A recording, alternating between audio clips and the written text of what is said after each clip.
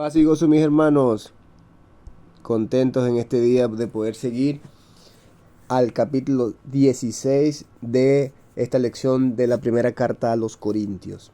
Vamos hoy, a estar finalizando con esta epístola y vamos a ir de una vez a nuestras Biblias al capítulo 16. Estaré leyendo en Reina Valera y como siempre voy a alternar en otra traducción si lo merita. Todos tenemos la Biblia, es importante que todos tengamos Biblia.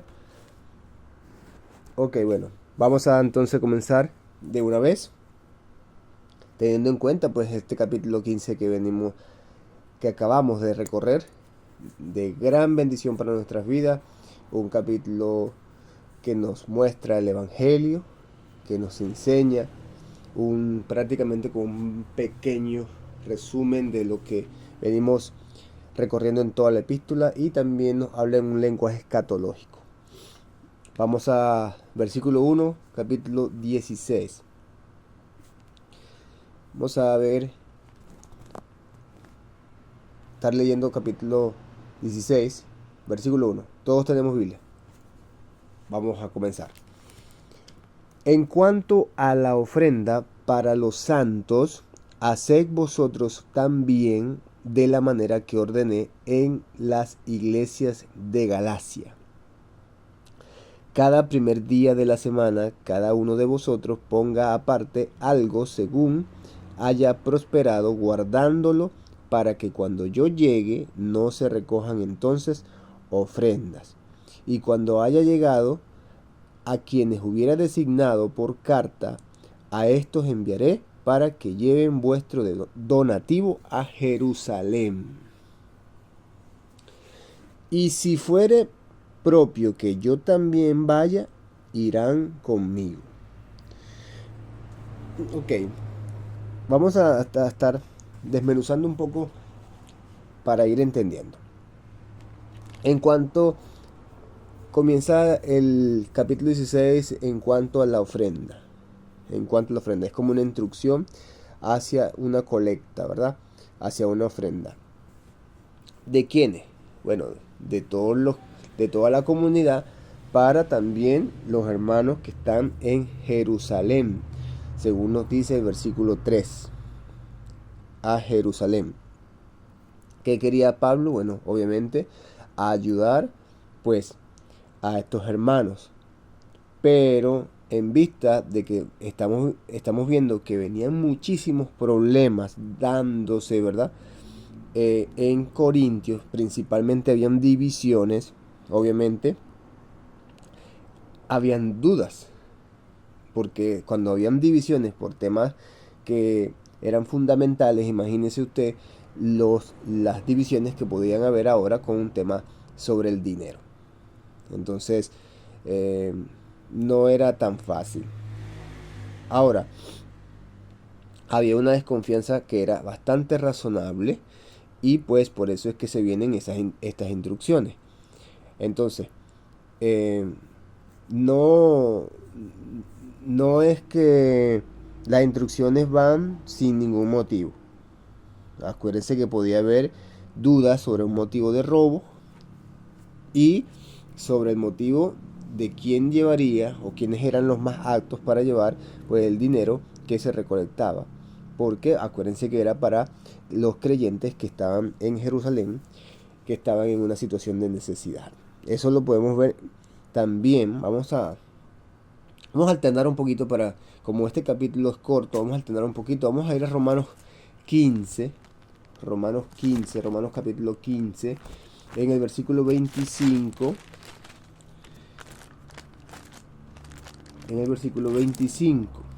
Romanos 15, en el versículo 25.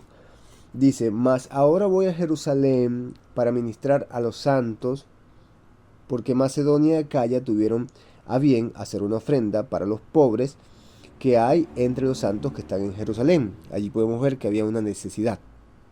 Pues les pareció bueno, y son deudores a ellos, porque si los gentiles les han sido hechos participantes de sus bienes espirituales, deben ellos también ministrarles de los materiales. Y el 28 dice, así que cuando haya concluido esto y les haya entregado este fruto, pasaré entre vosotros rumbo a España. Aquí vemos otro versículo, y hay otros, obviamente, pero vamos a ir breve. Otro versículo que nos muestra la necesidad que había en Jerusalén. Ahora, otro punto que vemos aquí también que habla el apóstol es, cada primer día de la semana, en el versículo 2, cada uno de vosotros ponga aparte algo. Y esto, de este primer día de la semana, bueno, da como redundancia el día domingo, después de la resurrección de Cristo. Y ellos se reunían pues ese tiempo. Al reunirse, entonces ya sería algo natural, ¿verdad? Recolectar esa ofrenda para las iglesias en Jerusalén, precisamente porque en ese momento todos los creyentes estaban presentes. Entonces era un buen momento para eso. Entonces, otra cosa que la recolecta, como lo dice la palabra, no era algo que se hacía espontáneamente en el momento, o sea, porque Pablo ya había dado instrucciones de esas recolectas, o sea, que eran obviamente individuales, para que esa actividad no fuese de último minuto.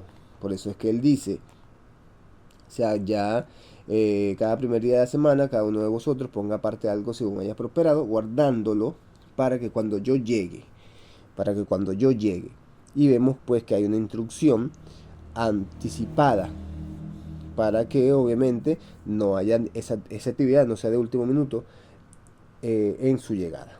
Entonces, no hay cantidad específica, eso era de acuerdo a la prosperidad de cada uno, o sea, de acuerdo a los ingresos de cada uno en lugar, pues, y de acuerdo a lo que el ingreso también permitía, pues, a cada persona hacer su donación. No podemos decir que hay un monte específico, entonces, en ese punto, pues, como dice la palabra, era según lo que estaba en su corazón. Y también dentro de lo que haya prosperado. Vamos a seguir leyendo. Iré a vosotros cuando haya pasado por Macedonia, pues por Macedonia tengo que pasar. Y podrá ser que me quede con vosotros o aún pase el invierno para que vosotros me encaminéis a donde haya de ir. Porque no quiero veros ahora de paso, pues espero estar con vosotros algún tiempo, si el Señor lo permite, pero estaré en Efeso hasta Pentecostés, porque me ha abierto puerta grande y eficaz, y muchos son los adversarios. Vemos que Pablo tenía unos planes, ¿verdad? Y quería pasar un tiempo con los corintios. Un tiempo, pues, obviamente, que considera que la obra iba a ser eficaz. Vemos que él simplifica aquí pues el tema de su visita en amor. Él quiere estar con ellos todos los meses del invierno. Es lo que vemos aquí. O sea, pasé con vosotros o aún pase el invierno para que vosotros me encaminéis a donde haya de ir. Incluso ese anhelo de Pablo de estar con ellos, pues obviamente no quiere decir que Pablo está prometiendo allí algo más de lo que él puede hacer o puede cumplir, porque acuérdense que Pablo reconocía que dentro de la voluntad de Dios o dentro de la soberanía de Dios ya toda esa planificación estaba lista. No era algo humano, sino él estaba alineado pues al plan de Dios. Entonces, él iría a quedarse con los corintios durante el invierno si Dios lo quería. O sea, eso es lo que podemos ver aquí, si Dios lo quería. Aquí no hay pensamiento de hombre en ningún momento, sino aquí a lo que hay es una disposición a la voluntad de Dios. Entonces, por eso dentro de los problemas que había no iba a haber ningún indicio pues de que los corintios pudiesen pensar mal con respecto a los planes que Pablo está manifestando, pero que estaban dentro de la soberanía de Dios, que eran obviamente siempre teniendo presente el ministerio del Evangelio para el cual él fue llamado. O sea, entonces, fíjense que también dice que él tenía en Efeso la oportunidad de predicar a Cristo, ¿verdad? Porque hay adversarios. Y pues va también muestra que, bueno, también quiere celebrar el Pentecostés, como obviamente judío que él era, participando pues en esa festividad cultural pues con sus hermanos de étnicos, por decirlo así. Entonces, de igual manera, esa era una buena oportunidad, como lo estudiamos en capítulos anteriores, para pues, predicar el Evangelio, para llevar el mensaje del Evangelio. Vamos a seguir leyendo. Y si llega Timoteo, mirad que esté con vosotros, mirad que esté con vosotros con tranquilidad, porque él hace la obra del Señor así como yo. Y si llega Timoteo, mirad que esté con vosotros con tranquilidad, porque él hace la obra del Señor así como yo. Por tanto, nadie le tenga en poco, sino encaminarle en paz, para que venga a mí, porque le espero con los hermanos. También el apóstol da instrucciones de cómo debían recibir a Timoteo, ¿verdad? Y cómo tratarlo, porque pues era también un obrero del Evangelio. Entonces era, o sea, la naturaleza que Pablo tenía hacia la naturaleza que Pablo veía, hacia Timoteo, que era tímida, pues porque él era caracterizado de esa manera, eh, era fácil, pues obviamente, de despreciar, teniendo en cuenta la actitud y el comportamiento de los corintios. O sea, la actitud y el comportamiento corintio, o sea, ellos lo podían menospreciar y despreciar. Entonces, por eso es que Pablo da instrucciones y les dice a ellos, pues, cómo debían de tratarlo, y tenían que tratarlo como un siervo del Señor en la misma obra que él está haciendo, que es del mismo trato que también tiene él. Entonces, la posición, por lo menos de Timoteo, ellos debían respetarla, y pues Pablo advierte a todos los corintios que debía tener Timoteo un trato bastante apropiado. Entonces, la idea de Pablo era que, pues, Timoteo obviamente debía ser animado, incluso debía irse animado y renovado, pues, por medio de toda la unidad o la comunidad. Entonces vamos a seguir leyendo, y dice ahora acerca del hermano Apolo, acerca del hermano Apolos, mucho le rogué que fuese a vosotros con los hermanos, mas de ninguna manera tuvo voluntad de ir por ahora, pero irá cuando tenga la oportunidad. También vemos pues que Pablo instó a Apolos a visitar a Corintio, pero Apolos no lo hizo.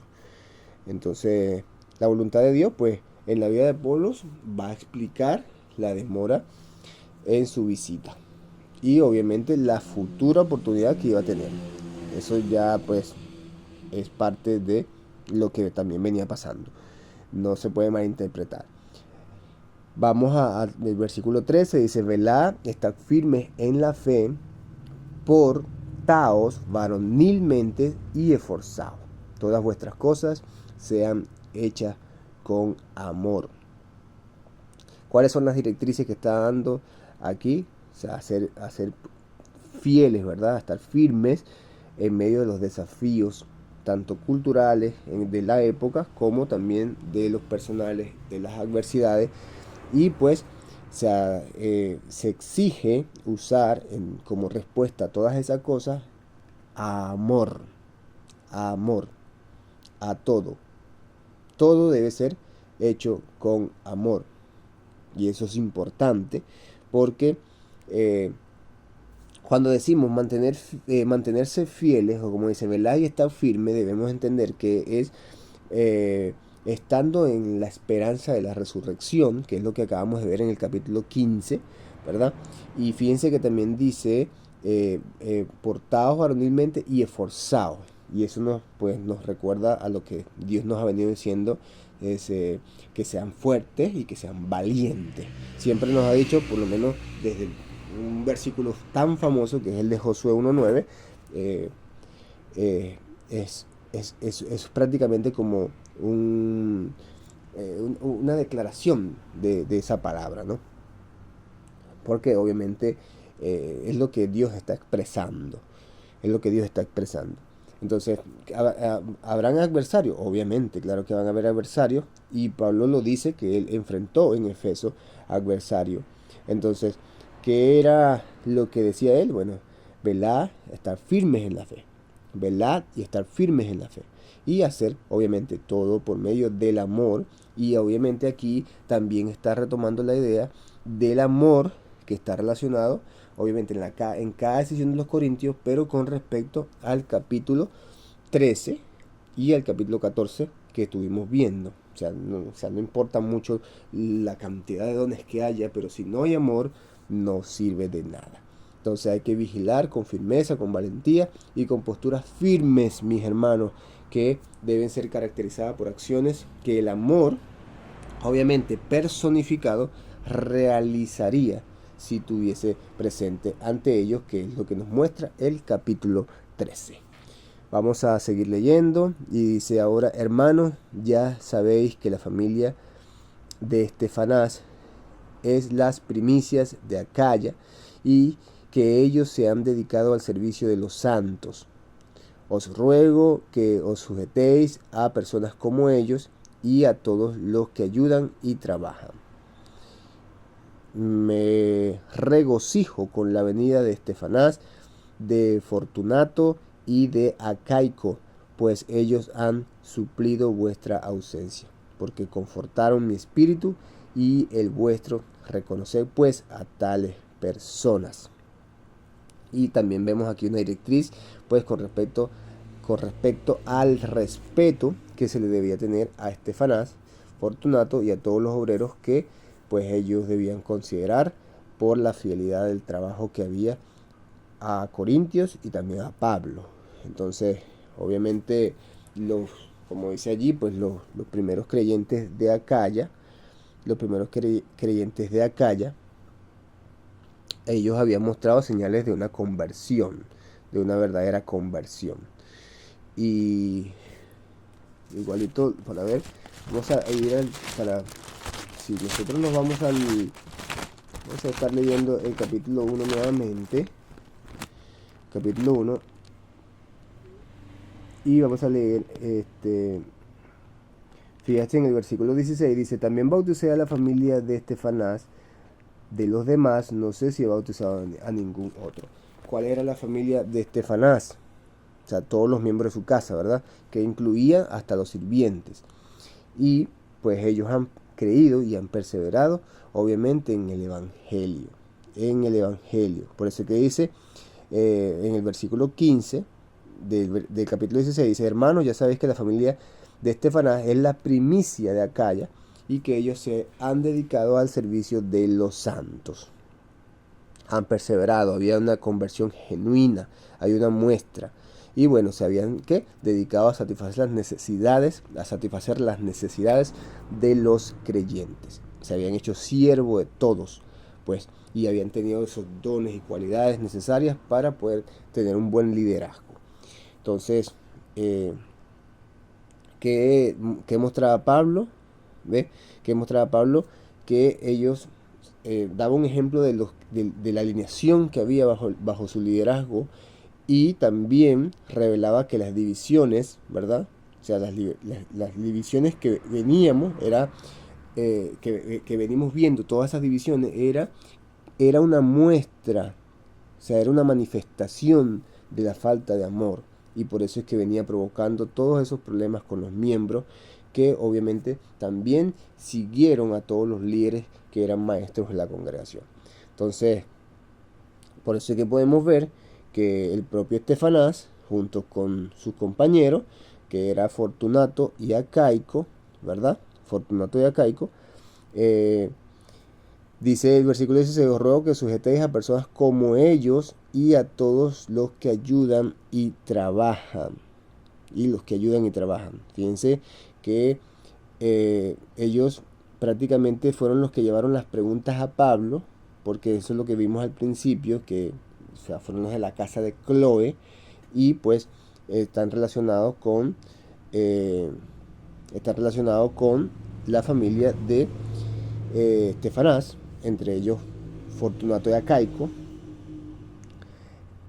y ellos obviamente merecían pues ser imitados como aquellos que visitaron a Pablo, pues en lugar de los corintios, ¿ves? Y Pablo no esperaba que toda la congregación lo visitara, pero el amor los impulsó a hacerlo para demostrarle su afecto. Amén. Entonces, tres obreros, pues, prácticamente representaron el amor que la congregación tenía que mostrar o que había querido mostrar o de manera presencial o con su presencia. Y eso, recuerden que lo estuvimos viendo en el capítulo 1, eso le trajo mucha alegría a Pablo, toda esa visita. Por eso que este capítulo, aunque no es un capítulo de tanto desenlace, es un capítulo también muy importante porque nos muestra pues el afecto que hay en la unidad de aquellos creyentes genuinos y lo que realmente también son comportamientos que no son agradables. Vamos a seguir leyendo. Os ruego que sujetéis a personas como ellos, vamos al versículo 16, y a todos los que ayudan y trabajan. Me regocijo con la venida de Estefanás, de Fortunato y de Acaico, pues ellos han suplido vuestra ausencia, que es lo que acabamos de decir, porque confortaron mi espíritu, el vuestro y el vuestro. Reconoced pues a tales personas. Amén. Las iglesias de Asia os saludan, a Aquila y Priscila. Con la iglesia que está en su casa os saludan mucho en el Señor. Os saludan todos los hermanos, saludados unos a otros con ósculo santo, que es un beso santo. Yo, Pablo, escribo esta salutación de mi propia mano. Pablo hace esta énfasis en el versículo 21 porque en ese tiempo, o por lo menos dentro de las epístolas, no nada más Pablo fue el que escribía, sino él tenía a una persona que en ese tiempo eran los que escribían las cartas, pues. Ellos eran los que escribían las cartas. Y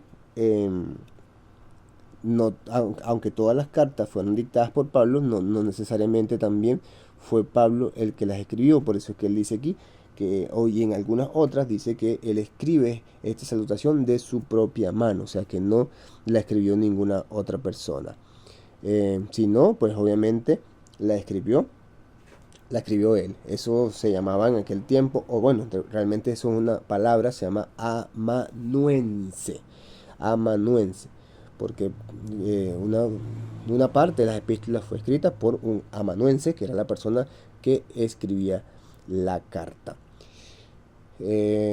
Seguimos leyendo. El que no amare al Señor Jesucristo sea anatema, el Señor viene. O sea, obviamente sabemos que hay maldiciones contra los incrédulos y bueno, porque no tienen esa esperanza. La gracia del Señor Jesucristo esté con vosotros, mi amor en Cristo Jesús esté con todos vosotros. Amén. Amén. Entonces, gloria a Dios. Pues ese otro puntico que quería recalcar aquí, ese ósculo santo o beso santo no es como una malinterpretación. Sencillamente es una expresión de afecto, mis hermanos. No es sensualidad, cuidado con eso. Bueno, mis hermanos, hasta hoy llegamos a este capítulo 16. Dios les bendiga. Y bueno, estaremos ahora yéndonos a la próxima epístola en el nombre de Jesús. Paz y gozo.